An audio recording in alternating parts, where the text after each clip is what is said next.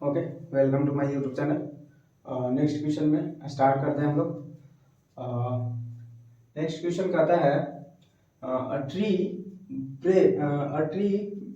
Breaks due to a storm and the broken part bends so that the top of the tree touches the ground making an angle 30 degree with it। कहता है कि एक tree है, ठीक है ना। कहता है एक ट्री है जो स्टॉर्म मीन्स हवा के मतलब झोंके से, मतलब हवा चलता है, हवा की वजह से क्या करता है, ये हवा के झोंके से टूट जाता है। मान लिया जाए ये हम एक ट्री बना दिए, ठीक है ना। ध्यान समझिएगा, एक्चुअली ट्री इस तरह से हम बना सकते हैं, ठीक है ना। तो थोड़ा सा समझाने के लिए हम क्या करेंगे,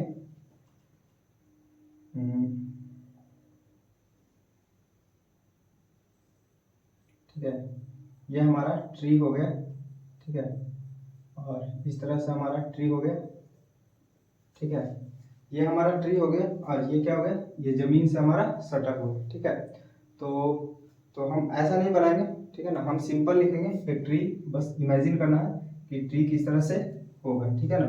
तो हम एक ट्री सिंपल समझिएगा कि मतलब परपेंडिकुलर ही रहता है।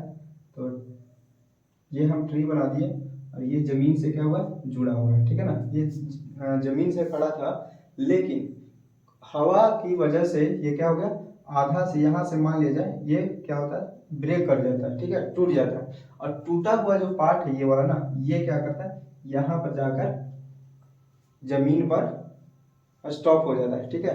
ये जमीन पर आकर स्टॉप हो जाता है। तो कहता है a tree breaks due to a storm and the broken part bent so that the top of the tree touches the ground।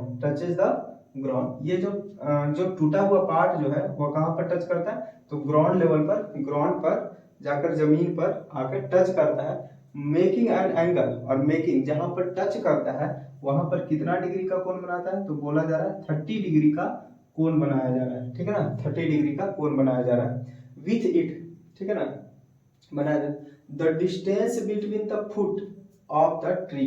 जो ट्री का फुट मतलब जो ट्री का जो नीचे का हिस्सा है, जो ऑब्जेक्ट है, ठीक है ना, वो जड़ जो है, ठीक है ना, the distance between the foot of the tree to the point where the top of the touches the ground. जो कहता है जो ट्री का जो फुट है, जो जड़ है, और जो ट्री का जो टॉप ऑफ जो शिखर वाला एरिया है, जो टूट कर जो हमारा ग्राउंड के पास आया है, इसका मतलब ये और ये, इसका नेमिंग हम कर सकते हैं, ठीक है ना। इसका और इसका ये दोनों का डिस्टेंस जो है वो कितना है, 8 मीटर दिया हुआ है हमारा, कितना, तो 8 मीटर दिया हुआ है, ठीक है।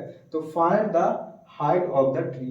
तो कहता है कि ये इस पेड़ की पहली ऊंचाई क्या होगी, इस पेड़ की पहली, ठीक है, हाइट क्या होगी, ठीक है ना, जो फर्स्ट में रहा होगा, मतलब यहाँ से यहाँ तक। तो हम यहाँ सबसे पहले नेमिंग कर देते हैं, ये हो जाएगा ए मान लेते हैं, इसको बी मान लेते हैं, इसको सी, और इसको कुछ डी या पी मान लो, ठीक है। तो डी ही मान लेते हैं, अच्छा रहेगा, ठीक है ना। तो डी हम मान लिए। तो ये हमारा क्या करते हैं, हम नेमिंग कर दिए। आप भी नेमिंग कर सकते हैं किस तरह, और भी अलग भी नेमिंग कर सकते हैं, ठीक है। तो हमारा ये पूरा का पूरा डिस्टेंस निकालने के लिए बोला जा रहा है। तो एक चीज का ध्यान रखिए कि ये डिस्टेंस और ये साइड दोनों आपस में इक्वल है। क्यों इक्वल है, क्योंकि ये पेड़ का जो ट्री जो है, जो ट्री जो ब्रेक किया था, जो टूटा हुआ ट्री है, यही वाला ट्री यहाँ पर आके झुक गया है, ठीक है ना, जो यहाँ पर जमीन पर आके सट गया है, ठीक है ना। तो ये और ये दोनों आपस में इक्वल होगा।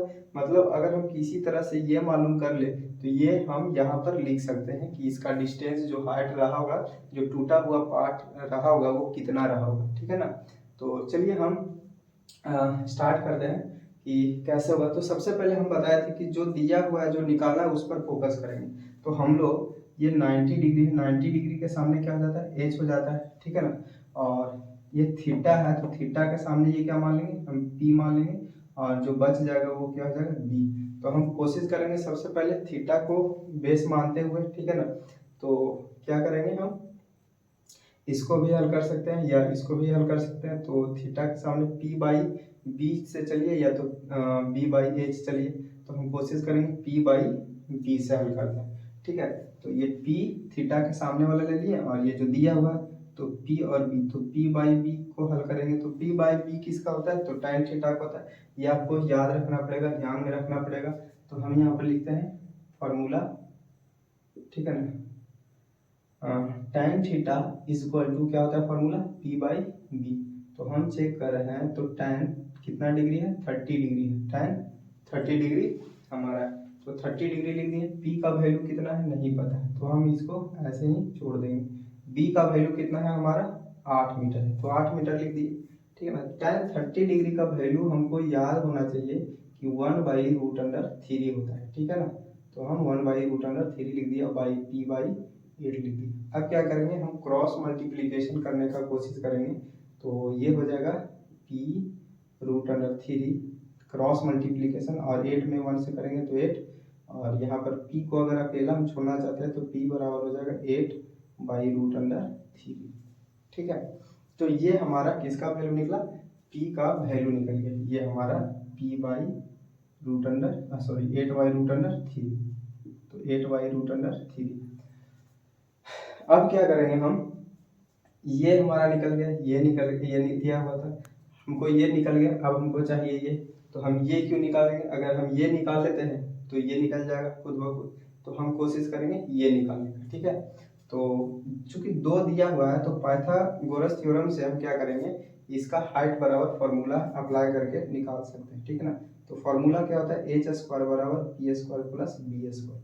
तो हम यहाँ पर h स्क्वायर बराबर p का वैल्यू कितना है, तो 8/√3 का होल स्क्वायर हो जाएगा, और प्लस b कितना है, तो 8 का स्क्वायर हो जाएगा। तो इसको सॉल्यूशन करेंगे हम, तो ये हो जाएगा हमारा 8 का 64, और बाई √3 से स्क्वायर कैंसिल हो जाएगा तो बच जाएगा 3, और प्लस 8 8 64, इसके नीचे 1 मान लेते हैं तो ये हमारा h स्क्वायर हो जाएगा। तो h स्क्वायर बराबर हमारा निकल जाएगा 3, और ये हो जाएगा 64 प्लस कितना हो जाएगा, 1 3 जा 3, 64 में 3 से अगर मल्टीप्लाई कर देते हैं तो हो जाता है कितना 192, 4 3 जा 12, और 6 3 जा 18, और 190, तो 192, ठीक है।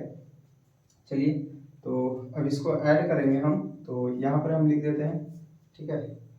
तो यहाँ पर हम लिख देते हैं स्थिर से। तो यहाँ पर 192 और 64 को अगर हम ऐड करेंगे, ठीक है, 192 को और 64 को, तो कितना हो जाएगा 6 9 5 9 6 56,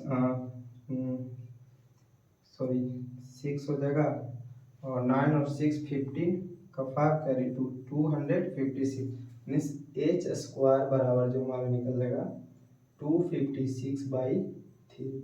अब ये स्क्वायर ये सट जाएगा तो क्या हो जाएगा, रूट में हो जाएगा। तो हम पूरा पर रूट 256/3, तो हम जानते हैं 256 का रूट होता है 16 होता है, ठीक है ना। और 3 का रूट नहीं होता है तो 3 क्या हो जाएगा, एक रूट में ही रह जाएगा, ठीक है ना। तो ये हमारा h का वैल्यू निकल गया कितना 16/√3। तो हम इसको और भी सॉल्व कर सकते हैं, लेकिन हमको क्या चाहिए, ये पूरा का पूरा हाइट चाहिए हमको ना। तो ये जितना निकला वही तो ये भी होगा 16/√3। अब ये दोनों हमको पूरा निकल गया, ये दोनों को अगर हम जोड़ देंगे, ठीक है, ध्यान से समझिएगा। अगर हम ये दोनों को, इसको और इसको अगर जोड़ देंगे तो हमारा जो ट्री का जो हाइट था वो पूरा पूरा निकल जाएगा हमारा। तो अब क्या करेंगे, हम ये दोनों को जोड़ देंगे, या मतलब इस तरह से हम कर देंगे AD प्लस AB, ठीक है ना। या डायरेक्टली भी लिख सकते हैं हाइट ऑफ द ट्री, ठीक है ना। लिख देते हैं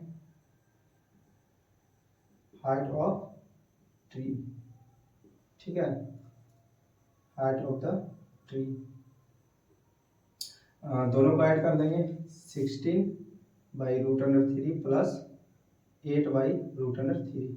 इसको सॉल्यूशन करेंगे तो हो जाएगा √3, यहाँ हो जाएगा 16 प्लस 8, ठीक है।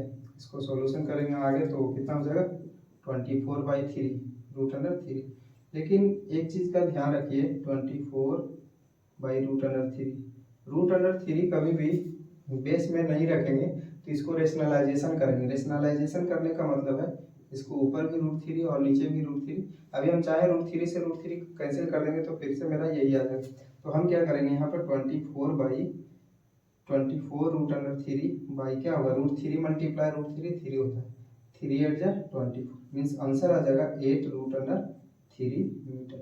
ये जो है हमारा हाइट ऑफ द ट्री हो गया। हाइट ऑफ द ट्री का डिस्टेंस कितना हो गया 8√3। हम लिख सकते हैं BD इक्वल टू बी, ये जो पूरा का पूरा हमारा जो आंसर आ गया है ये 8√3 आंसर आ गया है।